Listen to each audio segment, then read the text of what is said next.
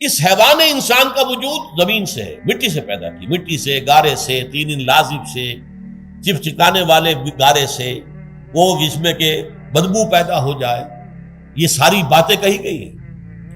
اور سائنس بھی کہتی ہے مٹی سے پیدا ہوئے، کیسے پیدا ہوئے اس میں اختلاف ہے، لیکن یہ کہ ہے مٹی ہماری اوریجن، قرآن بھی کہتا ہے اور سائنس بھی کہتی ہے۔ اور ہمارے وجود کو جب وہ تھک جائے، مزمحل ہو جائے، اس کی انرجی کم ہو جائے، تو اس کے لیے جو غذا ہے، جو تقویت ہے، وہ بھی ساری زمین سے آ رہی ہے۔ آپ نے پھل کھائے، آپ نے گندم کھائی، آپ نے چاول کہاں سے آ رہے ہیں؟ اچھا بکری کا گوشت کھایا تو بکری کا گوشت کس چیز سے بنا ہے؟ اس نے گھاس کھائی ہے، اس نے پتے کھائے ہیں، وہیں سے تو بنا ہے۔ الٹیمیٹ سورس آپ کے وجود حیوانی کے لیے جو آ رہی ہے وہ زمین ہے۔ وجود روحانی کو بھی تقویت کی ضرورت ہے، وہ بھی مزمحل ہوتی ہے، کمزور ہو جاتی ہے، خاص طور پر جبکہ وجود حیوانی کا اس پر غلبہ ہو جائے، تب تو یوں سمجھیے کہ وہ بالکل بے ہوش ہو کر موت کے قریب پہنچ جاتی ہے۔ اس کی تقویت، اس کی غذا وہیں سے آئی ہے جہاں سے روح آئی ہے، وہ کلام ربانی ہے، روح ربانی، نفخت فیہ من روحی من روحی من روحی، میں پھونک دوں اس میں اپنی روح میں سے۔ روح کا تعلق ذات باری تعالیٰ کے ساتھ ہے۔ اسی طرح کلام ربانی کہاں سے آیا ہے؟ اللہ تعالیٰ کے پاس سے، یہ اس کی تقویت کا ذریعہ ہے۔ اب عام حالات میں کیا ہوتا ہے؟ ہمارا یہ وجود حیوانی چھایا ہوا ہے ہمارے وجود کے اوپر، بیچاری روح جو ہے دبی رہتی ہے، پسی رہتی ہے۔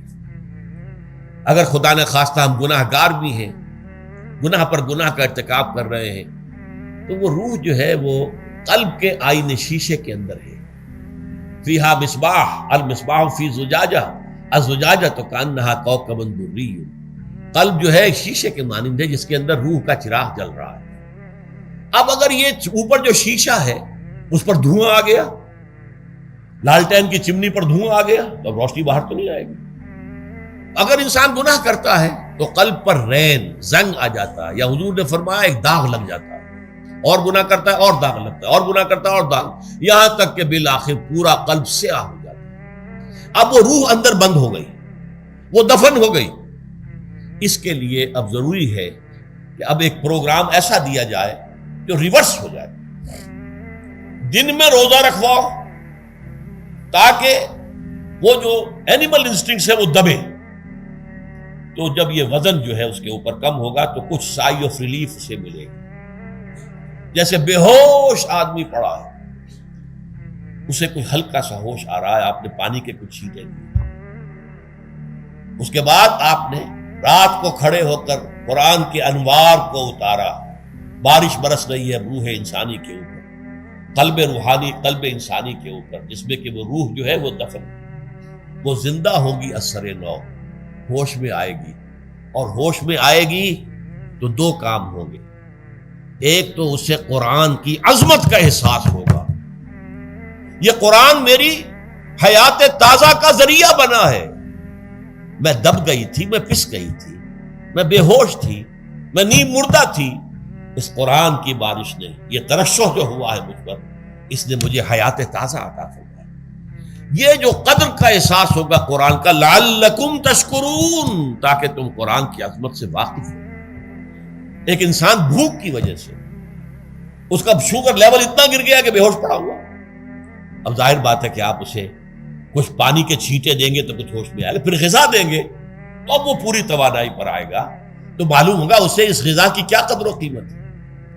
اگر آپ کو بھوک ہی نہیں لگتی تو غذا بے معنی شے ہے، پیاس ہی نہ لگے تو آپ کو کیا معلوم کہ اس پانی کے اندر کتنی بڑی عظمت ہے، یہ میرے لیے کتنا بڑا انعام و احسان ہے اللہ کا۔ وہ تو پیاس پر، جان پر بنی ہوئی ہو، اور پیاس اس وقت آپ کو ایک گھونٹ پانی کوئی دے دے تو آپ کو معلوم ہوگا دنیا و مافیہ سے بڑھ کر ہے یہ ایک گھونٹ پانی جو مجھے ملا۔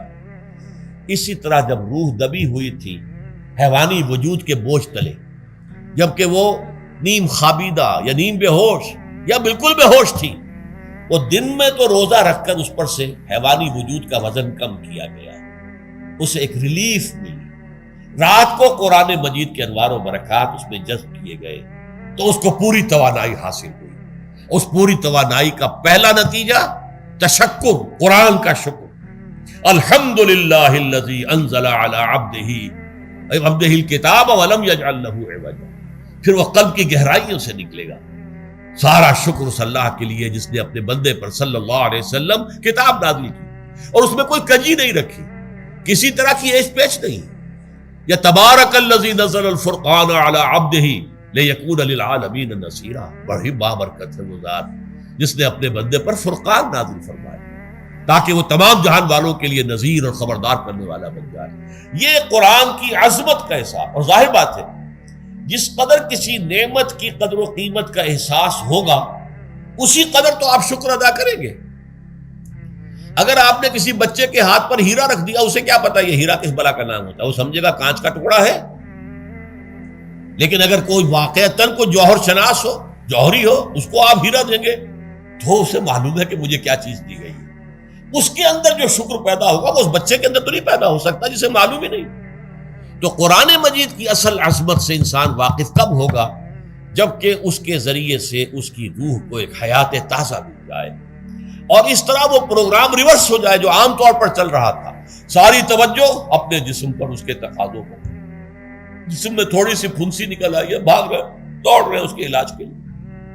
کوئی اور مرض لاحق ہو گیا ہے، بھاگ رہے ہیں، دوڑ رہے ہیں اس کے علاج کے لیے، بڑی بڑی فیسیں بھی دے رہے ہیں۔ ساری جسم کی پرواہ ہے، روزانہ نہا رہے ہیں اور اچھے سے اچھا صابن لا کر نہا رہے ہیں، وہ جسم کی پرواہ ہے نا، اس کی دیکھ بھال ہے، روح کی طرف توجہ ہی نہیں۔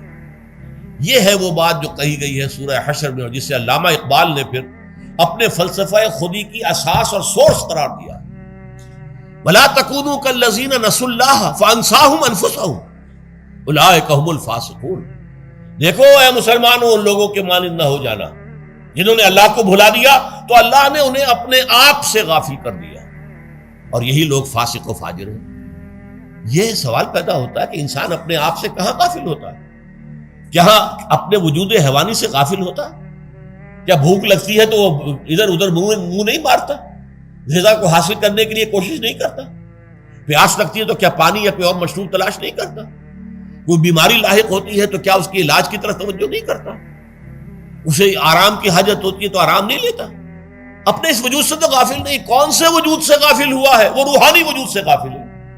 بھول گیا کہ میرے اندر روحانی وجود بھی ہے اور اس کا تعلق ذات باری تعالیٰ کے ساتھ۔ اس نے سمجھا کہ میں بس حیوان ہوں، نرا حیوان ہوں، اپنے اس وجود کی اصل حقیقت ہی سے بے خبر، غافل۔ چنانچہ آج کے دور کا سب سے بڑا المیہ کیا ہے؟ ڈاروین کے نظریے کے جو اثرات پیدا ہوئے ہماری معاشرت پر، ہماری سوچ پر، ہمارے فکر پر، ہمارے فلسفے پر، ہماری سوشولوجی پر، وہ کیا ہے کہ ہم بھی نرے حیوان ہیں۔ اللہ اللہ خیر کرے۔ یہ سب سے بڑی محرومی ہے اس دور کی کہ انسان اپنے اصل شرف سے خود ہی مستعفی ہو گیا۔ ہمارا کوئی وجود ہے ہی نہیں روحانی وغیرہ، روح کسے کہتے ہیں ہم نہیں جانتے، بس یہ جسم ہے۔ ہم اللہ کو نہیں جانتے کون ہے کون نہیں ہے، ہوگا ہم تو اس کائنات کو جانتے ہیں۔ ہم روح سے واقف نہیں، ہم تو اپنے جسم کو واقف۔ آخرت سے ہمیں کچھ پتہ نہیں، شاید ہو شاید نہ ہو، کچھ پتہ نہیں، لیکن یہ زندگی تو ہے، اسے ہم جانتے ہیں۔ یہ ہے آج کے انسان کا سب سے بڑا المیہ، اور یہ ہے ماس سکیل کے اوپر ارتداد، ذہنی طور پر مرتد ہو چکے ہیں انسانوں کی عظیم اکثریت مرتد ہو چکی ہے۔ یہ ہے در حقیقت کہ روزہ جو ہے اس پروگرام کو آ کر ریورس کرتا ہے۔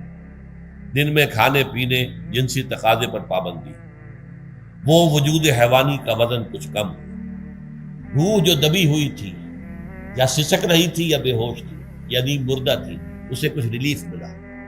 اب اس کے اوپر قرآن مجید کے تیرے ضمیر پہ جب تک نہ ہو نزول کتاب، گرہ کشاہ نہ راضی نہ صاحب کشاف، ہمارے دلوں کے اوپر بارش ہو رہی ہو انوار قرآنی کی۔ وہ ظاہر بات ہے کہ بغیر سمجھے تو نہیں ہوگی بارش، وہ تو آپ کوئی سمجھ رہے ہوں گے تو بارش ہوگی، ورنہ تو یہ ہے کہ ٹھیک ہے میں پہلے بھی عرض کر چکا ہوں آپ کو ثواب تو ملے گا، لیکن یہ ہے کہ وہ اصل مقصد قرآن کی عظمت کا قلب کی گہرائیوں سے اعتراف جو ہے اور اس پر اللہ کا شکر تو ادا ہوگا، لعلکم تشکرون، جبکہ قرآن مجید جو ہے آپ کے قلب کے اوپر نازل، اس کا مفہوم نازل۔